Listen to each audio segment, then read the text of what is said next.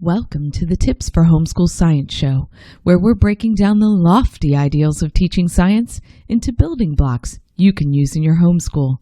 I'm Paige Hudson, and for Season 5 of this podcast, we're answering your questions about teaching science at home.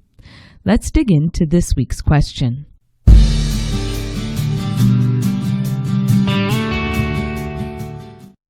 So how do you narrate, and what should you expect? Narration is one of those concepts that seems to be unique to the homeschooling world. But in reality, it's a relaxed but more effective version of those reading comprehension worksheets.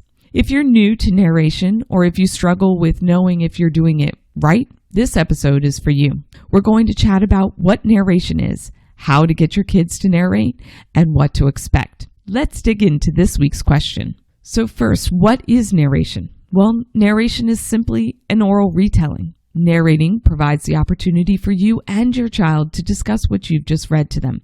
It is not simply repeating word for word what was read. It is a retelling in the individual's own words or a sharing of their take on a subject matter that was read. Narrating gives the students an opportunity to share what they've learned, and it helps you, the educator, to see what they've picked up from a passage. So this style of oral retelling and the discussion time that goes with it gives us a chance to work on our students' attention spans. It helps us to guide them to make connections between what they've just learned from a passage and what they already know. And if that wasn't enough, narrating also helps our students to prepare for writing down their thoughts. So how do we narrate? Well, you begin by reading the passage first to your students. When you're done, you ask one or more of the following questions. What did you learn about the topic? Can you tell me 2 things about what you just learned from what I read to you? What happened in the story we just read? What did you find interesting from what I just read to you? After you discuss the scientific topic, you can ask the students to tell you about what they've learned. That's it. Normally, after they give a narration, I'd suggest that you also write down or have the students write down their narration on a notebooking sheet or in a mini book for a lap book. But really, that's how simple the oral retelling part is. Some science curriculum will come with questions for you to ask, but if yours doesn't, I'll put a link to a post in the show notes that will have a few categories of questions you can ask. The main point of your discussion questions is to help the students think about what they've just read or about what was read to them. Ideally, this will then help them pull out the key facts and to put those into their own words, so when you ask for this narration or oral retelling, they will have something to share. In a nutshell, you narrate by reading, discussing, and then asking for an oral retelling. So what should you expect with narration? Well, don't expect your students' answers to be complete or super stellar at the beginning. In fact, you might be greeted with the lonely sounds of crickets when you ask your students to narrate for the first few times. Often, children are afraid that they will get the answer wrong or that they won't say what you want to hear.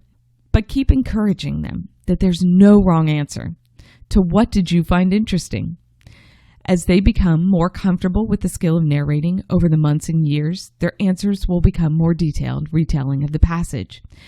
You may also find that your students have the opposite problem, that they have a hard time boiling down the passage to the essentials.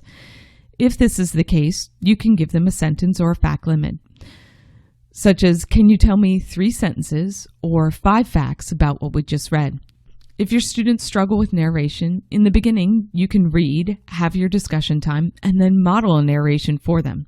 As they become more comfortable, you can switch to suggesting things to add to their narration if you feel what they've shared is not complete enough.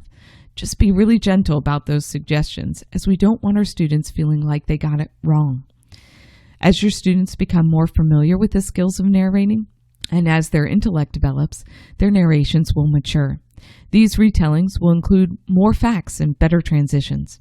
So narration seems like a simple act, but really it's a skill that takes time and practice to develop and to get good at. So don't get discouraged when your kids don't narrate like a pro from the very beginning. The time you spend discussing and asking for narrations will boost their reading comprehension skills, and over time, your efforts will be rewarded. So I trust that by now you understand a bit more about narration and how you can use this tool for homeschool science. To see a full transcript of this podcast, along with a few helpful links about science discussion time and writing in science, head on over to elementalscience.com/blogs/podcasts/78. That's elementalscience.com/blogs with an S/podcast/78, which is this episode's number. In 2 weeks, we'll be sharing another Season 5 question. In that episode, we'll chat about whether or not you should read science out loud to your students. Until then, I hope you have a great week playing with science.